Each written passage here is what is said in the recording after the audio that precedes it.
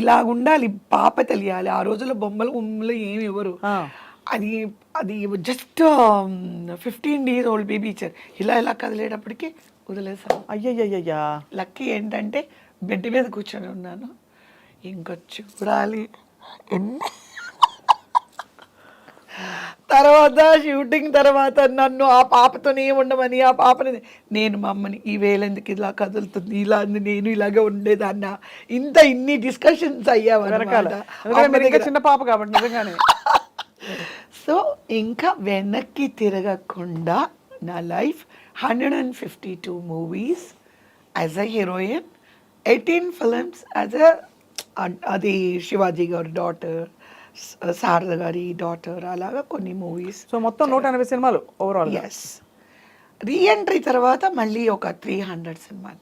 అబ్బబ్బబ్బబ్బబ్బా, ఇదేమిటండి ఇది నా వందల సినిమా. ఎస్ అండి, 380 394 వరకు వచ్చేస్తుంది ఇప్పుడు ఓవరాల్. తమిళ్, తెలుగు, కన్నడ అండ్ మలయాళం. దక్షిణాది భాషలన్నీ మీవే కదా. అదే కదా. కానీ మీరు బెస్ట్ పేరు ఎవరికని చెప్పేవారు ఎక్కువ సినిమాలు చేసిన? మీరు మురళీమోహన్ గారా, చంద్రమోహన్ గారు? కృష్ణ గారు, చంద్రమోహన్ గారు. చంద్రమోహన్ గారు. కృష్ణ గారు అన్నయ్య, నేను వదిన. చంద్రమోహన్ గారు అన్నయ్య, నేను వదిన.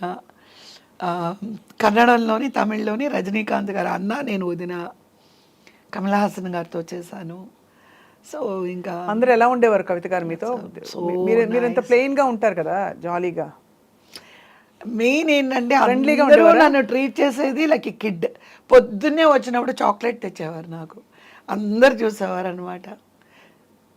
ముత్తురామన్ గారు, శివాజీ గణేశన్ గారు, కమల్ హాసన్ గారు, రజనీకాంత్ గారు చాక్లెట్ ఇస్తుంటే అందరూ చూసి ఎన్నో సార్ కోడనేకుడు, అయ్యో తను చిన్న బేబీ, చిన్న పాప తను అనేవారు అనమాట.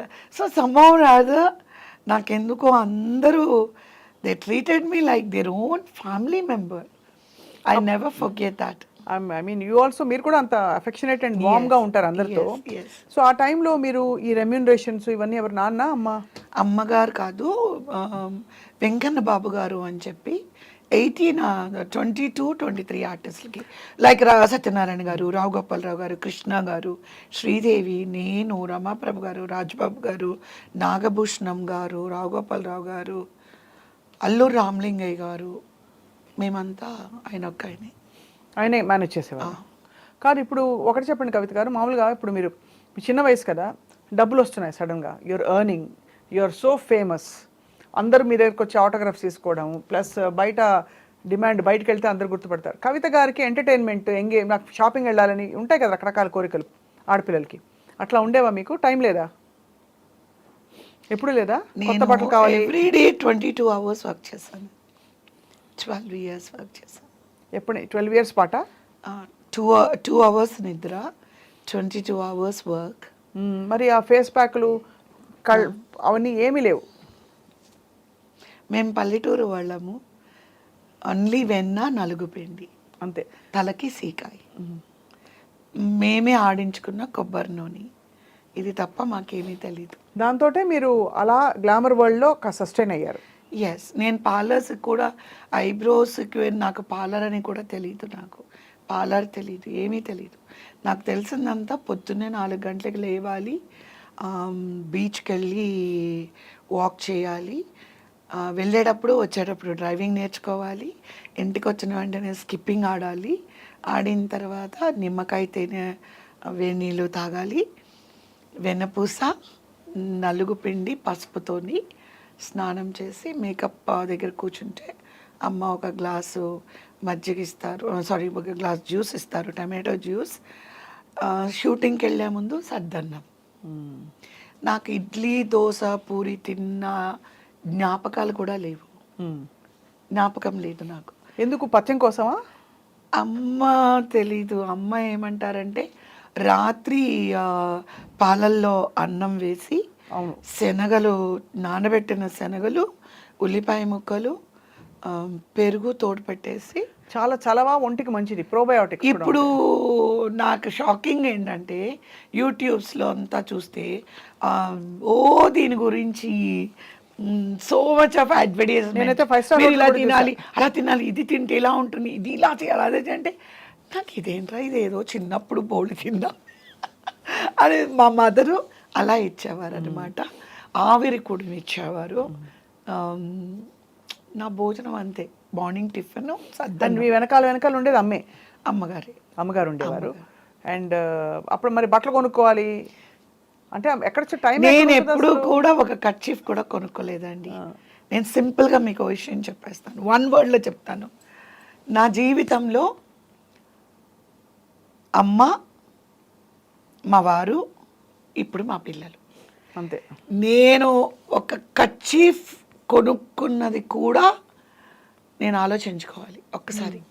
హ్యాంగ్ కర్చీఫ్ ఉంటుంది కదా, అది కొన్నానా అని కూడా నేను ఆలోచించుకోవాలి. అంటే నా లైఫ్లో నేను ఎప్పుడూ షాప్స్కి వెళ్ళలేదు. బట్ ఇవి మింటెడ్ మనీ కదా కవిత గారు, చాలా డబ్బులు వచ్చి ఉంటాయి మీకు. ఆ రోజుల్లో ఆ వయసు అమ్మాయి అంత ఇండిపెండెంట్గా యాక్ట్ చేయడం, అంత బ్యూటిఫుల్గా రాణించడం చాలా అరుదు. చాలామంది యాక్టర్స్ ఉండుండొచ్చు, బట్ మీరేమి కోరుకోకుండా మీకేమి నగలు? ఎవ్రీథింగ్ ఇస్ సెటిల్డ్ అండి, అన్నీ అమ్మ చేశారు. అమ్మ ఎవరికి అక్కకి పెళ్లి చేశాము నా సంపాదనతో. అంటే అప్పుడు అనుకుంటారు మీ ఇప్పుడే వరకట్నాలని, కట్నం ఇచ్చి అన్నీ ఇచ్చి పెళ్లి చేయాల్సి వచ్చింది మా సిస్టర్కి. చేసాము, అన్నీ ఇచ్చి చేసాము, అన్నీ నా సంపాదన. చదివించాము, తమ్ముని చదివించాము, చెల్లిని చదివించాము, కుటుంబాన్ని మీరే మోసారు. ఫ్యామిలీ మొత్తానికి అందరికీ నేనే చేశాను మొత్తం. You feel happy when you took back? Yes. Like I was able to do something for others kada, that to my family kada. So definitely it is a great feeling that I'm use of something to my family. Correct. I have done something good to my family, and my family is, because of me they settled. See, ఐదుగురు suffer అయ్యి ఒకళ్ళు బాగుండకూడదు. ఒకళ్ళు కష్టపడి 5 members are comfortable. But మీరు కష్టపడ్డారు కానీ suffer అయితే అవ్వలే కదా, ఎంజాయ్ చేశారా వర్క్ అంతా? ఎస్, చాలా. ఎందుకంటే ఐఎమ్ ఏ పర్సన్, ఇప్పుడు మీరు ఏ జాబ్ లేదు, బాత్రూమ్లు కడిగే జాబ్ మీకు ఉంది అన్నారు అనుకోండి, ఆర్టిస్టిక్గా చేస్తాను. అంతేనా? చాలా ఆర్టిస్టిక్గా చేస్తాను. బాత్రూమ్ కడగడం అనేది కూడా ప్రపంచంలో ఎవరు కడగనంతగా అంత 100% నా మైండ్ సోల్ దాంట్లో పెట్టి ఎంత పక్కా మీరు ఎదురు చూడనట్టుగా అంత పక్కగా. అంటే నేను ఏం చెప్పబోతున్నానంటే, మనము ఒక పని తీసుకున్నామంటే దాన్ని ఒక దైవంగా భావించి చేయాలి. Put heart and soul and do it, otherwise don't accept it. ఇప్పుడు నాకు ఇష్టం లేదు ఇది, ఆల్రెడీ నేను కాలు పెట్టి నేను ఫెయిల్ అయ్యాను అనే మాట ఎవరి నోట్లో రాకూడదు. కరెక్ట్. నా ఫీల్ లైఫ్లో ఒకే ఒక్క దాంట్లోనే నేను ఫెయిల్ అయ్యాను, అండ్ అది పాలిటిక్స్. అఫ్ కోర్స్ పాలిటిక్స్ వరకు వచ్చేలోపు ఐ ఆల్వేస్ వండర్డ్, కవిత గారు ఒక అందగత్తె, యంగ్ ఏజ్లో ఇండస్ట్రీకి వచ్చారు, చాలామంది మిమ్మల్ని ప్రేమించుంటారు కదా, మీరు కూడా చాలా మందిని ప్రేమించుంటారు, అలా ఎప్పుడు జరగలేదా? అంటే మనసు పడడం సహజం కదండి, అది. నేను సూపర్ మ్యాన్ని పెళ్లి చేసుకోవాలనుకున్నా, కుదరలేదు. బాబీ సినిమా చేసేటప్పుడు చూసినప్పుడు రిషి కపూర్కి పెళ్లి చేసుకో, లవ్ స్టోరీ చూసినప్పుడు కుమార్ గౌరవ్ని పెళ్లి చేసుకోవాలి అనుకున్నా, కృష్ణ గారి సినిమాలు చూసినప్పుడు కృష్ణ గారు లాంటి హస్బెండ్ రావాలి అనుకున్నా. చాలా అందగారండి కృష్ణ గారు, నేను కృష్ణ గారు ఫ్యాన్, చాలా పిచ్చి, నేను పిచ్చి. అందుకనే ఈ ఎక్కడో ఇంటర్వ్యూలోని నేను చెప్పిన మాట విని విజయ నిర్మల గారు నన్ను హీరోయిన్గా పెట్టారు ఆయన పక్కన. ఓహో. పెట్టి, ఏ కవిత ఇట్రా, క్రష్ ఉంది కదా నీకు, పో లవ్ సీన్ ఉంది దున్నే. అదంటే అందరి హీరోస్తో బ్రహ్మాండంగా యాక్ట్ చేసేదాన్ని. నేను ప్రేమించి గ్రేట్ ఫ్యాన్ అయిన కృష్ణ గారి దగ్గర మాత్రం అట్లా ఉండేది, ఇలాగే ఉండిపోయింది, స్టిఫ్గా ఉండిపోయేదాన్ని. ఏ కవిత, ఆవిడ కవిత అంటారు, ఎందుకని అడగండి, కోతి అంటారు. కవిత అంటే అర్థం తెలుసా? వచ్చేస్తున్నావు పిలిస్తే అన్నారు. కవిత అంటే వస్తున్నాను. ఏమని పిలిచాను? మీరు కవిత అన్నారా? అదే సరిగ్గా వినాలి, కవిత అన్నాను నేను అంటారు. నీ కవిత అంటే అర్థం తెలుసా అన్నాడు. తెలీదు. కోతి. అయితే మీరు నన్ను కోతి అంటున్నారు అంటే, అది కాదే, దానికి ఇంకో పేరుంది, అల్లరి.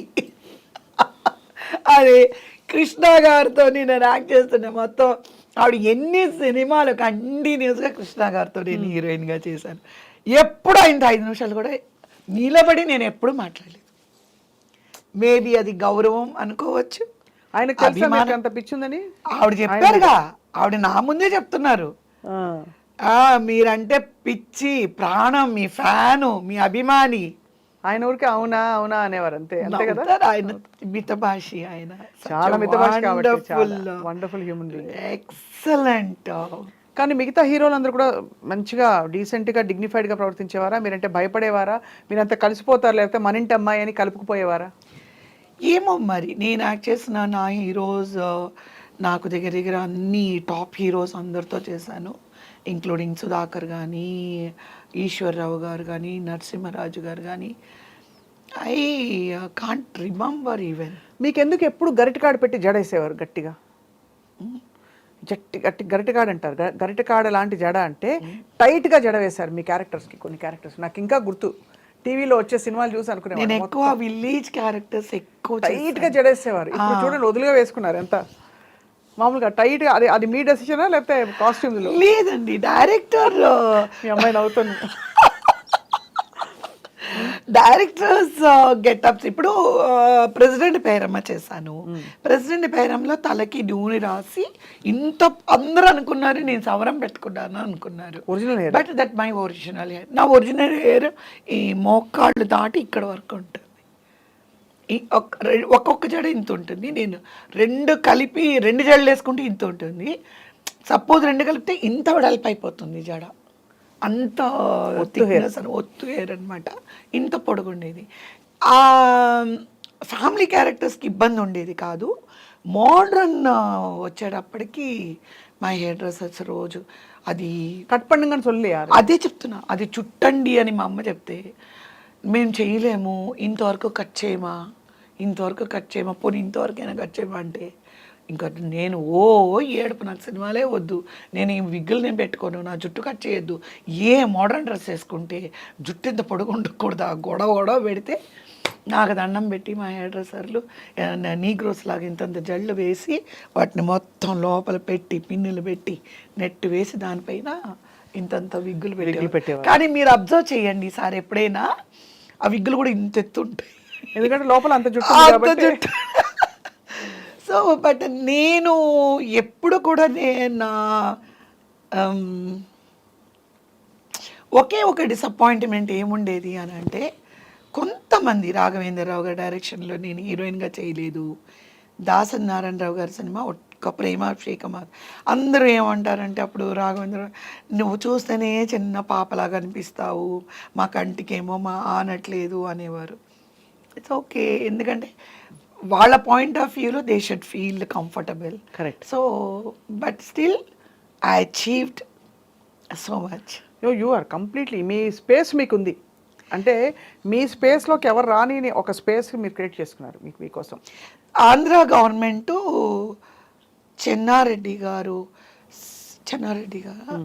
ఆయన సీఎంగా ఉన్నప్పుడు నాకు కళాసుందరి బిరుదు ఇచ్చారు. ఆ ఇయర్ ఎవరికి ఇవ్వాలి అని అనుకుంటే నా మూవీస్ ఆ ఇయర్లో ఎక్కువ రిలీజ్ అయ్యాయి. కళని పోషించే సుందరి అనే ఒక బేసిస్లో కళాసుందరి అని చెప్పి నాకు బిరుదు ఇవ్వడం జరిగింది. అలాగే నీలం సంజీవరెడ్డి గారి చేతుల మీదుగా చెన్నై